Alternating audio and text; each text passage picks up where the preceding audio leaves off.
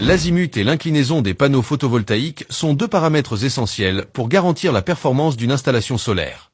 Ce sont eux qui déterminent la capacité des modules à capter l'énergie solaire de manière optimale, tout au long de l'année.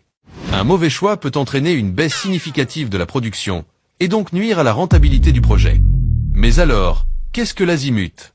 C'est tout simplement l'orientation horizontale du panneau. Il se mesure par rapport au nord géographique, avec une convention simple. 0 degré correspond à une orientation plein sud. Des valeurs négatives indiquent une orientation vers l'est, comme moins 90 degrés pour l'est pur, et des valeurs positives vers l'ouest, avec plus 90 degrés pour l'ouest pur. Et l'inclinaison, c'est l'angle formé entre le panneau et l'horizontale. Elle permet d'ajuster la surface des panneaux en fonction de l'angle d'arrivée des rayons solaires, selon la latitude et la saison. Prenons un exemple. Une installation de 3 kW crête à Marseille.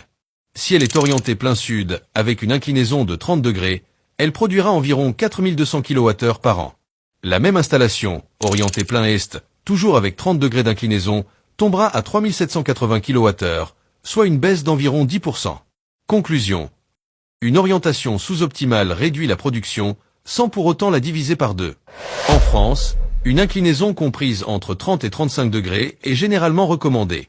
C'est un bon équilibre. En hiver, un angle plus élevé capte mieux le soleil bas, et en été, un angle plus faible suffit. Des orientations sud-est, sud-ouest, est ou ouest sont acceptables, avec une baisse de production souvent inférieure à 15%. En revanche, une orientation plein nord est fortement déconseillée, car elle entraîne des pertes trop importantes. En résumé, bien choisir l'azimut et l'inclinaison, c'est une étape clé pour optimiser la production annuelle, garantir la rentabilité et tirer le meilleur parti du soleil.